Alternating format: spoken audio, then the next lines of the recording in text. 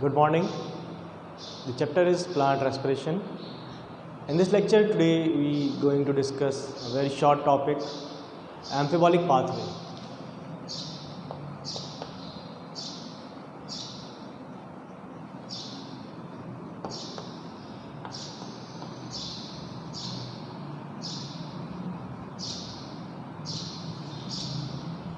The topic is amphibolic pathway. Amphibolic pathway है क्या, कहाँ चल रहा है, क्या हो रहा है इसके अंदर। एम्फीबॉलिक पाथवे के अंदर दो प्रोसेस साथ में चलते हैं, कैटाबॉलिज्म एंड एनाबॉलिज्म। दोनों ही प्रोसेस होते हैं जहाँ पर, तो दोनों ही प्रोसेस जहाँ हो रहे हैं उस पाथवे को, जिस पाथवे से उसे एम्फीबॉलिक पाथवे कह रहे हैं। तो एम्फीबॉलिक पाथवे में आपको कैटाबॉलिक प्रोसेस भी मिल जाएंगे, एनाबॉलिक प्रोसेसेस भी मिल जाएंगे। अब क्या है कैटाबॉलिक और एनाबॉलिक प्रोसेस?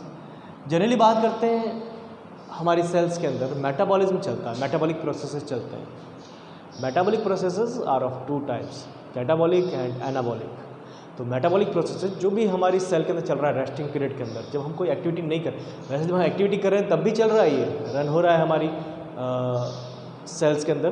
बट जब आप कोई भी एक्टिविटी नहीं कर रहे उस कंडीशन में भी आपकी बॉडी के अंदर, आपकी सेल्स के अंदर एक प्रोसेस चल रहा है और उस प्रोसेस को मेटाबॉलिक प्रोसेस कह रहे हैं। जब आप नींद में हैं, आप सो रहे हैं, आप खाना खा रहे हैं, आप सिर्फ बैठे हैं, आप टीवी देख रहे हैं, तब भी आपकी बॉडी के अंदर एक प्रोसेस चलता है, उसे मेटाबॉलिक प्रोसेस कहते हैं।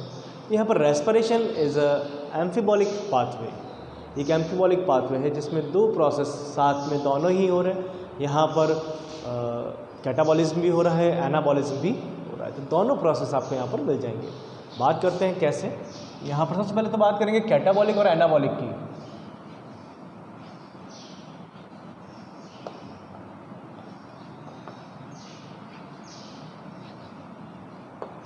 Catabolic and anabolic. What do you mean by catabolic and anabolic? जो बात कर रहे हैं कैटाबॉलिक की,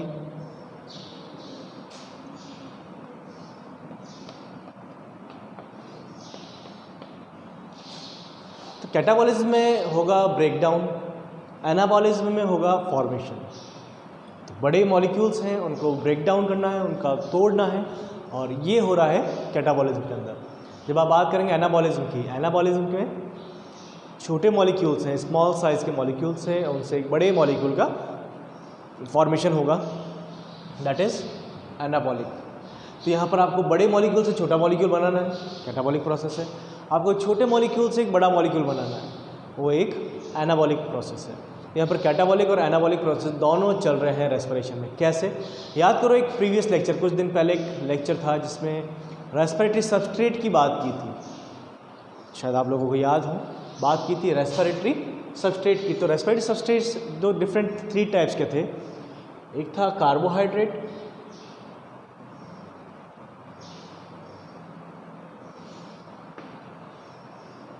एक था लिपिड, और एक था प्रोटीन।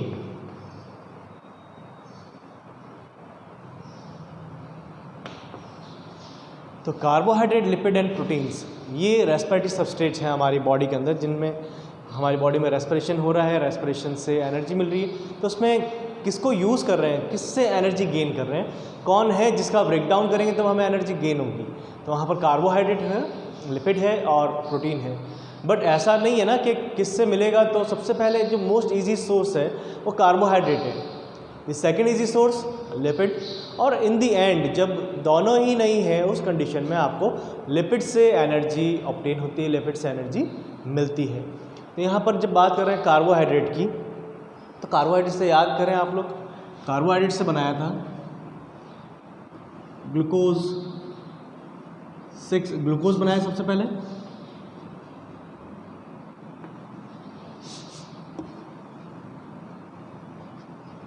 ग्लूकोज से ग्लूकोज 6 फॉस्फेट, ग्लूकोज 6 फॉस्फेट से फ्रक्टोज 6 फॉस्फेट, और उससे 3 फॉस्फोग्लिसल्डिहाइड। तो यहाँ पर आपके पास बनाता 3PGAL, और साथ में आपने बनाया था DHAP, डाईहाइड्रोक्सी एसीटोन फॉस्फेट, ये आपको याद होगा ग्लाइकोलाइसिस में किया था। इसके बाद में यहाँ से आगे प्रोसेस चला था 3-फॉस्फोग्लिसल्डिहाइड से 1,3-बिसफॉस्फोग्लिसल्डिहाइड, 1,3-बिसफॉस्फोग्लिसरिक एसिड, 3-फॉस्फोग्लिसरिक एसिड, 2-फॉस्फोग्लिसरिक acid, phosphoryl pyruvic acid and in the end pyruvate. तो सबसे लास्ट में यहाँ पर फिर पायरुविक एसिड का फॉर्मेशन हुआ।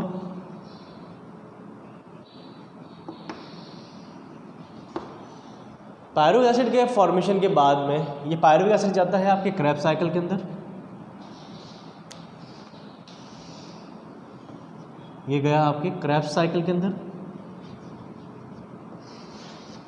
और उसके बाद वहाँ पर कोएंजाइम्स का फॉर्मेशन होता है NADH2, FADH2 and then formation होता है एनर्जी का ATP का।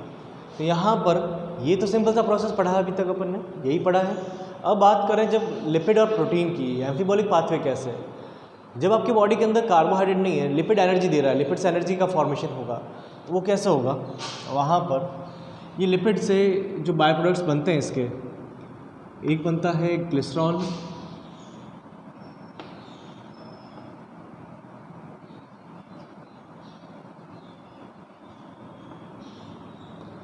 और बनेंगे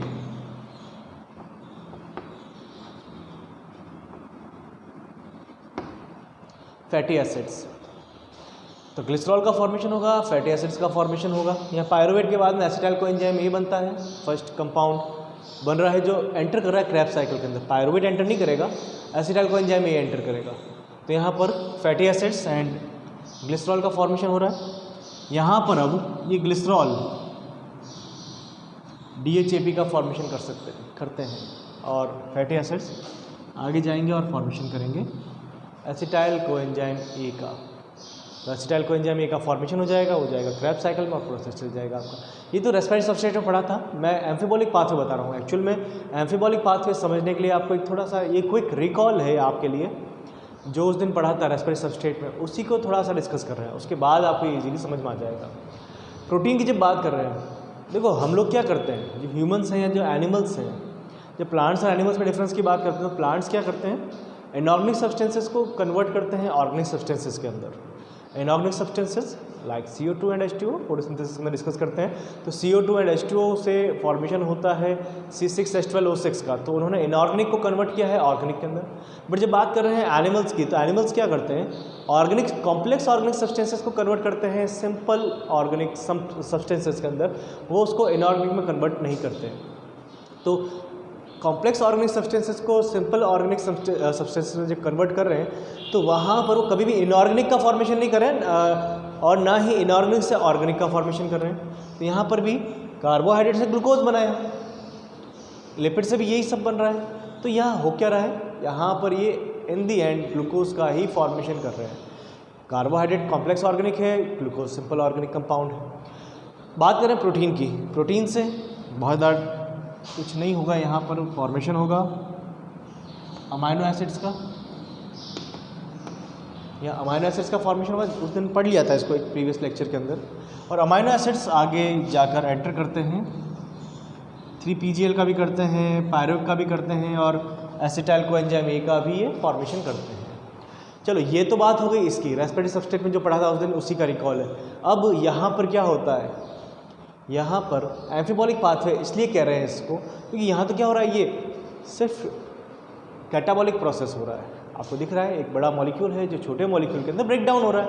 यहाँ पर भी बड़े मॉलिक्यूल छोटे मॉलिक्यूल में, वहाँ पर भी बड़े मॉलिक्यूल छोटे मॉलिक्यूल में उनका ब्रेक डाउन हो रहा है। तो लार्ज साइज़ के जो मॉलिक्यूल्स हैं उनका स्मॉल साइज़ के मॉलिक्यूल्स के अंदर ब्रेक डाउन हो रहा है, कॉम्प्लेक्स से सिंपल मॉलिक्यूल्स बन रहे हैं। बट यहाँ पर अब कंडीशन ये है कि एम्फीबॉलिक पाथवे जब इसको कह रहे हैं, तो यहाँ पर मैंने कैटाबॉलिक तो बता दिया, एनीबॉलिक में ये प्रोसेस यहाँ से रिवर्स भी चल सकता है, ये प्रोसेस यहाँ से रिवर्स भी हो सकता है। तो सिंपल सा आप ये भी कह सकते हैं, जितने भी ग्लूकोज है, ऐसा नहीं है कि जितने भी ग्लूकोज है वो सारे एनर्जी का ही फॉर्मेशन करेंगे। यहाँ पर ग्लूकोज का ब्रेकडाउन, हमें ग्लूकोज से ग्लाइकोलाइसिस और क्रेब्स साइकिल चलाने से बेनिफिट क्या है, एनर्जी ऑब्टेन हो रही है। बट ऐसा नहीं है कि हमेशा इनसे एनर्जी ही ऑब्टेन होगी, ऐसा भी हो सकता है कि इनसे आगे ये क्रेब्स साइकिल और ETS में ना जाकर प्रोटीन्स का फॉर्मेशन कर दे। तो जो प्रोडक्ट्स हैं ग्लाइकोलाइसिस के, वो फॉर्मेशन कर रहे हैं प्रोटीन का। प्रोटीन से भी उनका फॉर्मेशन हो रहा है, बट कंडीशन ये भी हो सकती है कि प्रोटीन के फॉर्मेशन के लिए भी वो इन्वॉल्व हो सकते हैं, प्रोटीन के फॉर्मेशन के लिए भी वो रिस्पॉन्सिबल हो सकते हैं। That's why this is called amphibolic pathway. तो इसीलिए इसको एम्फीबॉलिक पाथवे कह रहे हैं। इसमें यहाँ पर दोनों प्रोसेस साथ में हो सकते हैं। इसमें कैटाबॉलिज्म भी हो रहा है और एनाबॉलिज्म हो रहा है। एक सिंपल सा प्रोसेस था जिसको आज मैंने डिस्कस किया है आपके साथ में। आप याद रखें और इसका स्क्रीनशॉट ले सकते हैं, नहीं भी लें तब भी चलेगा कि प्रीवियस लेक्चर के अंदर जहाँ डिस्कस किया था वहाँ डिटेल के अंदर है, वहाँ कुछ नाम और भी मैंने इसमें एक्स्ट्रा मेंशन कर रखे हैं।